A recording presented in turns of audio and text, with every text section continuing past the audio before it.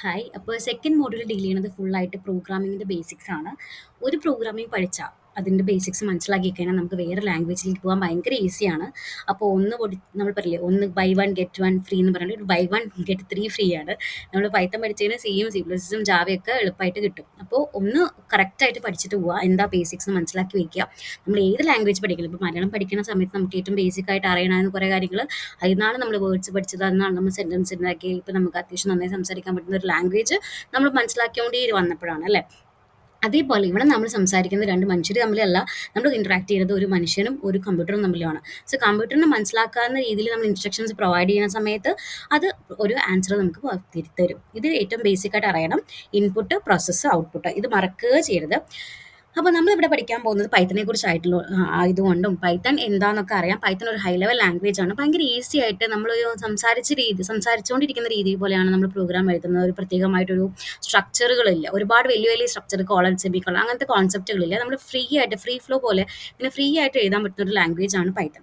ഈ പൈത്തൺ ഉണ്ടാക്കിയത് ആരാന്നൊക്കെ അറിയായിരിക്കും. Guido von റോസമാണ്. ചിലപ്പോൾ പറയുന്ന പ്രൊനൗൺസിയേഷൻ തെറ്റായിരിക്കും, പക്ഷേ ആളെ മനസ്സിലാക്കിയാൽ മതി. പുള്ളിയുടെ ഒരു ഫേമസ് ആയിട്ടുള്ള സീരീസ് ഉണ്ടായിരുന്നു, മോണ്ടി പൈത്തൻ്റെ ഫ്ലൈയിങ് മിഷൻ എന്ന് പറഞ്ഞൊരു ഒരു സീരീസ് ഉണ്ടായിരുന്നു. സോ ആ സീരീസ് ഉണ്ടാക്കിയ ആളുടെ പേര് വെച്ചിട്ടാണ് നമ്മൾ പൈത്തൺ എന്നൊരു ലാംഗ്വേജ് ഉണ്ടാക്കിയത് കേട്ടോ. അങ്ങനെയാണ് പൈത്തൺ വന്നിട്ടുണ്ട്.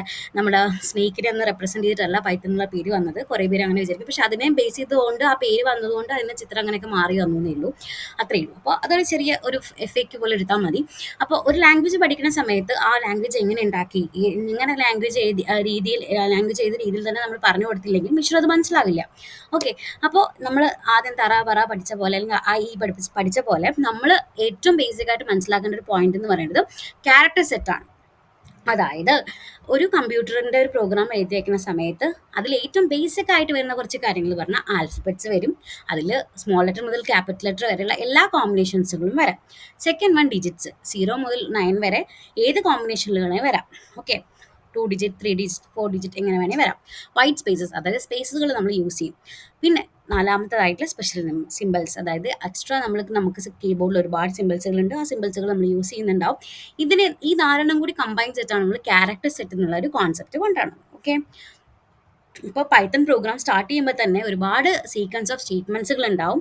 ഓരോ സ്റ്റേറ്റ്മെൻറ്റ് അതിൻ്റെതായ പർപ്പസുകളുണ്ട്. അത് ഇൻ്റർപ്രറ്റർ മനസ്സിലാക്കി എക്സിക്യൂട്ട് ചെയ്യും ലൈൻ ബൈ ലൈൻ, അത്രയേ ഉള്ളൂ. ഓക്കെ. അപ്പോൾ ഏറ്റവും ബേസിക് ആയിട്ടുള്ള വരുന്ന സാധനമാണ് ക്യാരക്ടർ സെറ്റ്. അതൊക്കെ എന്തൊക്കെയാണെന്നുള്ളത് മനസ്സിലാക്കി വെക്കുക. അടുത്ത നമ്മൾ പറയാൻ പോണത് ഒരു കോൺസെപ്റ്റ് ക്ലിയർ ആയി വിചാരിക്കുന്നു. അടുത്ത നമ്മളൊരു പ്രോഗ്രാമിനെ പഠിക്കുന്നതിന് മുന്നേ, ഒരു പ്രോഗ്രാമിൻ്റെ കോൺസെപ്റ്റ്സ് പഠിക്കുന്നതിന് മുന്നേ നിങ്ങൾ അറിയേണ്ട ഒരു പോയിന്റ് എന്താ വെച്ചാൽ, നമ്മൾ മിഷനോട് ഒരു കാര്യം ചെയ്യാൻ പറയുകയാണ്. ഇപ്പോൾ അമ്മ പറയുകയാണ്, പോയി കടയിൽ പോയിട്ടൊരു സാധനം വാങ്ങിക്കുക എന്ന് പറയുന്ന സമയത്ത് അമ്മ കൂടെ ഒരു കിറ്റും കവറും തരും അല്ലേ. കാരണം ചിലപ്പോൾ കടയിൽ പോയിട്ട് നമുക്ക് കിറ്റ് കിട്ടും, അല്ലാതെ ചില സമയത്ത് അമ്മ തന്നെ കിറ്റ് തരും നമുക്ക് പോയി വാങ്ങിക്കാൻ വേണ്ടിയിട്ട്. സോ എന്തിനായിരിക്കും? അത് സ്റ്റോർ ചെയ്യാൻ വേണ്ടിയിട്ടാണ്. അപ്പോൾ നമ്മൾ ചെയ്യുന്ന ഒരു പ്രോസസ്സ്, ഒരു ടാസ്ക് ചെയ്യുന്ന സമയത്ത് നമുക്ക് എവിടെയെങ്കിലും ഒരാൾ സ്റ്റോർ ചെയ്യാൻ വേണം, ഈ ഡാറ്റ സ്റ്റോർ ചെയ്യാൻ വേണം. ആ കോൺസെപ്റ്റ് ബേസ് ചെയ്തിട്ടാണ് നിങ്ങൾ കേൾക്കുന്ന ഒരു വാരിയബിൾ എന്നൊരു കോൺസെപ്റ്റ് വന്നിട്ടുണ്ടാവുക. അതായത് പ്രോഗ്രാമിൽ ആവശ്യമുള്ള കുറച്ച് കാര്യങ്ങൾ നമുക്ക് എവിടെയെങ്കിലും സ്റ്റോർ ചെയ്ത് വെക്കണം. ആ സ്റ്റോർ ചെയ്യുന്ന കോൺസെപ്റ്റിനെ, ആ സ്റ്റോർ ചെയ്യുന്ന ലൊക്കേഷനെ, അല്ലെങ്കിൽ ആ സ്റ്റോർ ചെയ്യുന്ന ഏരിയനെ നമുക്ക് വാരിയബിൾ എന്ന് വിളിക്കാം. സോ ഇൻ പ്രോഗ്രാം വാല്യൂ എവിടെയെങ്കിലുമൊക്കെ സ്റ്റോർ ചെയ്ത് വെക്കണം. ആ സ്റ്റോർ ചെയ്ത് വെക്കുന്ന ഒരു പേരിട്ട ഒരു നെയിം ലൊക്കേഷനെ അതിൽ നമ്മൾ വാല്യൂ സ്റ്റോർ ചെയ്യുന്നുണ്ടെങ്കിൽ നമ്മൾ അതിന് വിളിക്കുന്ന പേരാണ് വാരിയബിൾ. ഇനി ഈ പേര് എങ്ങനെ വന്നു നിങ്ങൾക്ക് ആലോചിക്കുന്നുണ്ടാവും. ഇത്രയേ ഉള്ളൂ. വാരി പ്ലസ് ഏബിൾ, അതായത് ചേഞ്ച് ചെയ്യാൻ കേപ്പബിലിറ്റി ഉള്ള ഒരു സാധനത്തിന് നമുക്ക് ഇന്ന് പറയാം വാരിയബിൾ എന്ന് പറയാം. അതായത് അതിന് ത്രൂ ഔട്ട് ദ പ്രോഗ്രാം എവിടെയെങ്കിലൊക്കെ ചേഞ്ചുകൾ വരും. ഞാൻ ആദ്യം 5 എന്ന് കൊടുത്തു, കുറച്ച് കഴിഞ്ഞാൽ എനിക്ക് 10 ആക്കാനും 15 ആക്കാനും 15.5 ആക്കാനും പ്രശ്നമില്ല. അതാണ് വാരിയബിൾ കൊണ്ട് ഉദ്ദേശിക്കുന്നത്. ഈ കോൺസെപ്റ്റ് ക്ലിയർ ആക്കിയിട്ട് മാത്രം പ്രോഗ്രാമിലേക്കും അല്ലെങ്കിൽ കോൺസെപ്റ്റ്സിലേക്കും പോയാൽ മതി. അപ്പോൾ നമ്മളൊരു ഒരു സ്റ്റാർട്ടിങ് ചെയ്യും, ഒരു അഡീഷൻ ഓഫ് 2 നമ്പേഴ്സ് ചെയ്യണം എന്ന് വിചാരിക്കുക, ആലോചിക്കുക. അങ്ങനെ ചെയ്യണമെന്നുണ്ടെങ്കിൽ നമുക്ക് ഈ 5 അഡീഷൻ ഓഫ് 2 നമ്പേഴ്സ് ചെയ്യണമെങ്കിൽ ആദ്യം നമുക്ക് 2 നമ്പേഴ്സ് വേണം. ഈ 2 നമ്പേഴ്സ് എവിടെയെങ്കിലും സ്റ്റോർ ചെയ്ത് വെക്കേണ്ടത്, എന്നാൽ മാത്രമേ മെഷീൻ അത് ചെയ്യാൻ പറ്റുള്ളൂ. അപ്പോൾ അത് സ്റ്റോർ ചെയ്യണമെങ്കിൽ നമുക്ക് അവിടെ എന്ത് വാല്യൂസ് വേണം? 2 വാല്യൂസ് സ്റ്റോർ ചെയ്യാൻ 2 സ്ഥലങ്ങൾ വേണം.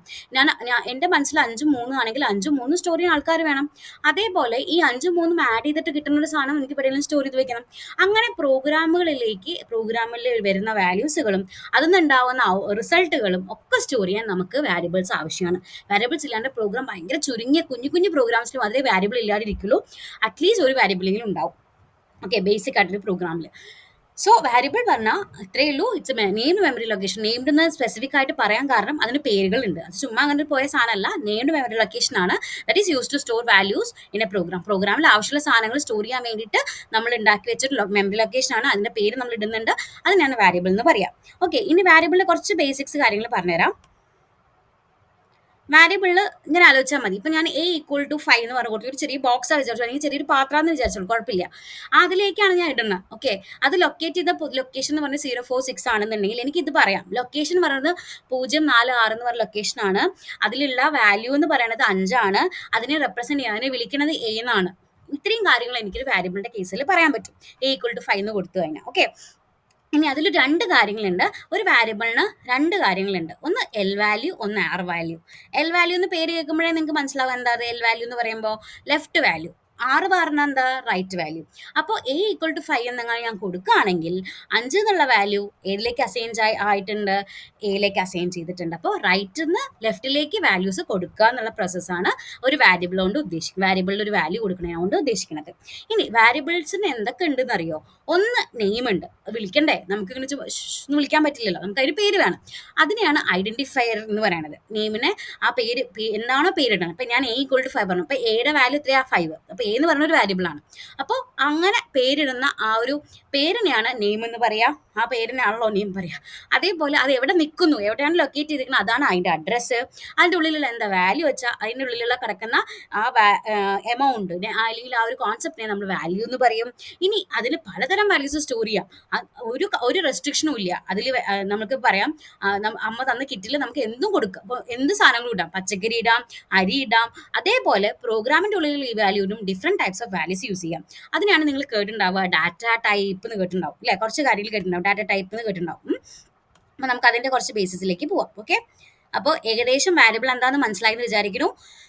വാരിയബിൾസിന്റെ ഉള്ളിലെ കോൺസെപ്റ്റുകളെ കുറിച്ച് ചെറിയൊരു ഐഡിയ കിട്ടിയെന്ന് വിചാരിക്കുന്നു. സോ വാരിയബിൾ ഒന്നുമില്ല, പ്രോഗ്രാമിൽ നിങ്ങൾക്ക് സ്റ്റോർ ചെയ്യുന്ന സാധനങ്ങളെ എവിടെയെങ്കിലും വെക്കണ്ടേ, ആ സ്റ്റോർ ചെയ്യുന്ന പ്രോസസ്സോ അല്ലെങ്കിൽ ആ സ്റ്റോർ ചെയ്യുന്ന ലൊക്കേഷനെ നമുക്ക് എന്ത് പറയാം? വാരിയബിൾ എന്ന് വിളിക്കാൻ പറ്റും. അടുത്ത് നമ്മൾ പറയാൻ പോകുന്നത് ടോക്കൺസ് ആണ്. ഓക്കെ.